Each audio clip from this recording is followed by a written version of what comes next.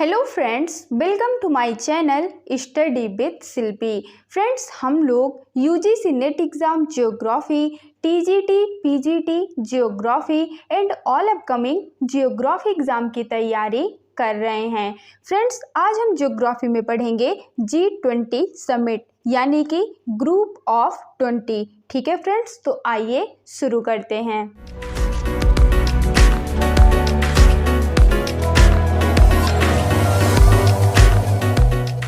Okay friends, G20 summit यानी कि group of 20। Group of 20 अंतर्राष्ट्रीय आर्थिक सहयोग का प्रमुख मंच है। यह सभी प्रमुख अंतर्राष्ट्रीय आर्थिक मुद्दों पर वैश्विक संरचना और अधिशासन निर्धारित करने तथा उसे मजबूत करने में महत्वपूर्ण भूमिका निभाता है। फ्रेंड्स, G20 समिट क्या है? तो आपको याद रखना है कि G20 समिट यानी ग्रुप ऑफ 20 अंतर्राष्ट्रीय स्तर पर आर्थिक सहयोग का प्रमुख मंच है और ये सभी प्रमुख अंतर्राष्ट्रीय आर्थिक मुद्दों पर वैश्विक संरचना और अधिशासन निर्धारित करने तथा उसे मजबूत करने में महत्वपूर्ण भूमिका निभाता है। ठीक है फ्रेंड्स, नेक्स्ट पॉइंट है वर्ष, जो कि है 2023। नेक्स्ट है 2023 की बैठक किस देश में? तो फ्रेंड्स, G20 समिट की 2023 की बैठक भारत में हो रही है।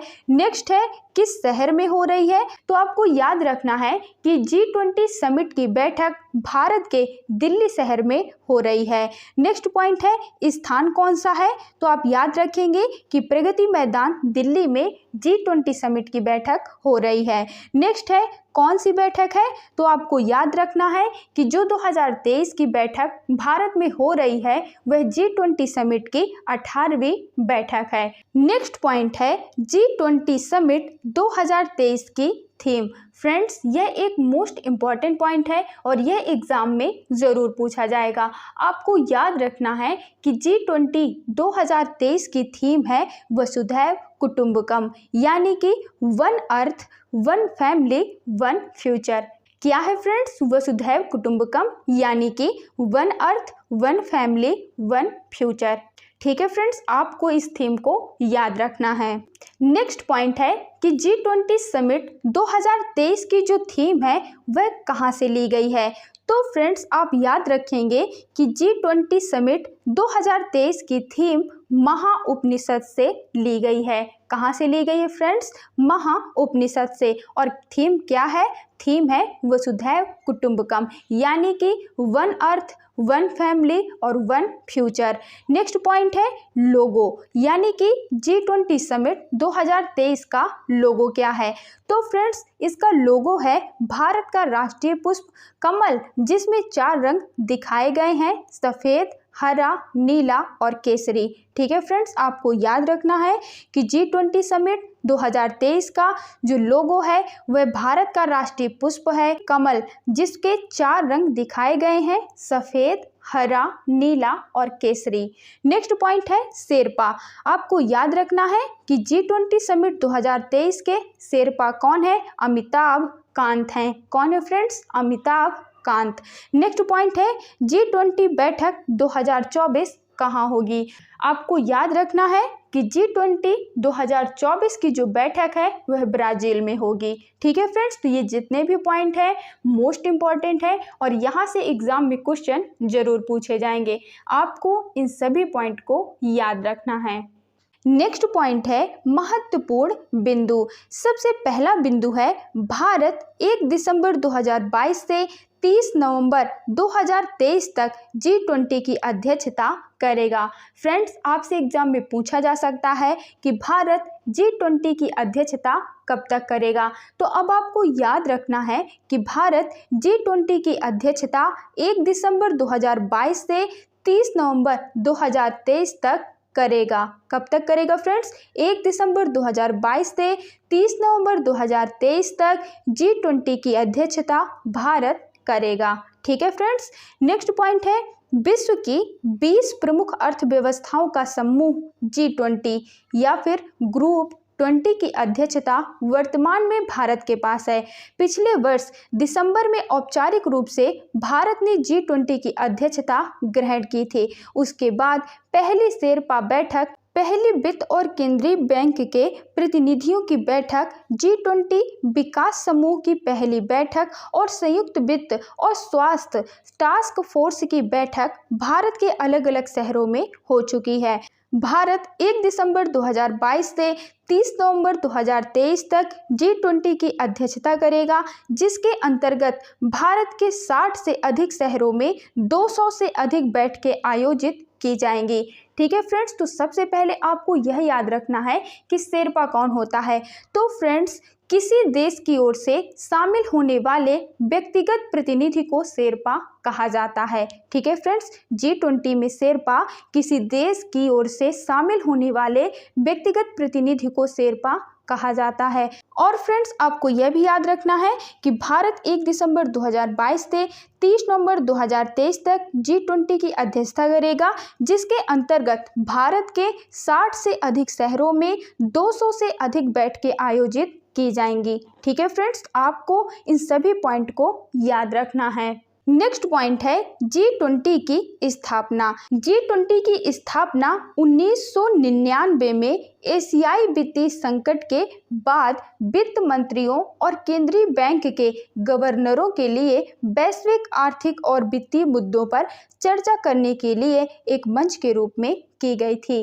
ठीक है फ्रेंड्स, आपको याद रखना है कि G20 की जो स्थापना है वह 1999 में एशियाई वित्तीय संकट के बाद वित्त मंत्रियों और केंद्रीय बैंक के गवर्नरों के लिए वैश्विक आर्थिक और वित्तीय मुद्दों पर चर्चा करने के लिए एक मंच के रूप में की गई थी। ठीक है फ्रेंड्स, नेक्स्ट पॉइंट है G20 का गठन। G20 की स्थापना एशियाई वित्तीय संकट के बाद हुई थी, जो 1997 में शुरू हुआ था और जिसका वैश्विक अर्थव्यवस्था पर महत्वपूर्ण प्रभाव पड़ा था। इस संकट ने वित्तीय संकटों को रोकने और प्रबंधित करने के लिए देशों के बीच बेहतर समन्वय की आवश्यकता पर प्रकाश डाला। आर्थिक मुद्दों पर चर्चा करने और नीतियों के समन्वय के लिए दुनिया की सबसे बड़ी अर्थव्यवस्थाओं को एक साथ लाकर इस आवश्यकता को पूरा करने के लिए G20 का गठन किया गया था। ठीक है फ्रेंड्स, तो आपको याद रखना है कि G20 की स्थापना एशियाई वित्तीय संकट के बाद हुई थी, जो 1997 में शुरू हुआ था, जिसका वैश्विक अर्थव्यवस्था पर महत्वपूर्ण प्रभाव पड़ा था। और फ्रेंड्स, आपको यह भी याद रखना है कि इस संकट ने वित्तीय संकटों को रोकने और प्रबंधित करने के लिए देशों के बीच बेहतर समन्वय की आवश्यकता पर प्रकाश डाला था। और यहाँ पर एक पॉइंट और मोस्ट इम्पॉर्टेंट है कि आर्थिक मुद्दों पर चर्चा करने और नीतियों के समन्वय के लिए दुनिया की सबसे बड़ी अर्थव्यवस्थाओं को एक साथ लाकर इस आवश्यकता को पूरा करने के लिए G20 का गठन किया गया था। ठीक है फ्रेंड्स, अब आपको समझ में आ गया होगा कि G20 का गठन क्यों किया गया था। नेक्स्ट पॉइंट है G20 की पहली बैठक दिसंबर 1999 में बर्लिन में आयोजित की गई थी। इस बैठक में वित्त मंत्रियों और केंद्रीय बैंक के गवर्नरों ने अंतर्राष्ट्रीय वित्तीय प्रणाली को मजबूत करने और आर्थिक विकास को बढ़ावा देने के तरीकों पर चर्चा की। वे वित्तीय संकटों के जोखिम को कम करने और संकट प्रबंधन में सुधार करने के तरीकों की जांच करने के लिए एक कार्य समूह स्थापित करने पर भी सहमत हुए थे। फ्रेंड्स, आपसे एग्जाम में पूछा जा सकता है कि G20 की पहली बैठक कब हुई थी। तो अब आपको याद रखना है कि G20 की पहली बैठक 1999 में हुई थी। फ्रेंड्स, आपसे यह भी पूछा जा सकता है कि G20 की पहली बैठक कहाँ हुई थी। तो अब आपको याद रखना है कि G20 की पहली बैठक दिसंबर 1999 में बर्लिन में आयोजित की गई थी। ठीक है फ्रेंड्स, और यह भी याद रखना है कि इसका मेन उद्देश्य क्या था। तो इस बैठक में वित्त मंत्रियों और केंद्रीय बैंक के गवर्नरों ने अंतर्राष्ट्रीय वित्तीय प्रणाली को मजबूत करने और आर्थिक उद्देश्य के विकास को बढ़ावा देने के उद्देश्य पर चर्चा की थी।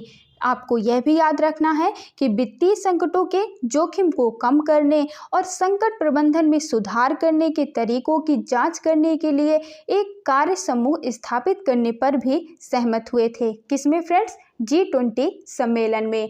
तो फ्रेंड्स, आपको G20 का इतिहास भी याद रखना है और वर्तमान में G20 की बैठक कहाँ हो रही है और उसकी थीम क्या है, उसका उद्देश्य क्या है, इन सब चीजों के बारे में पढ़ना है और इसे याद रखना है। क्योंकि फ्रेंड्स, इतिहास से और वर्तमान में जहां इनकी बैठक हो रही होती है वहां से दोनों ही जगह से क्वेश्चन एग्जाम में पूछे जाते हैं। ठीक है फ्रेंड्स, तो आपको सारी चीज़ों को डिटेल में पढ़ना है और याद रखना है।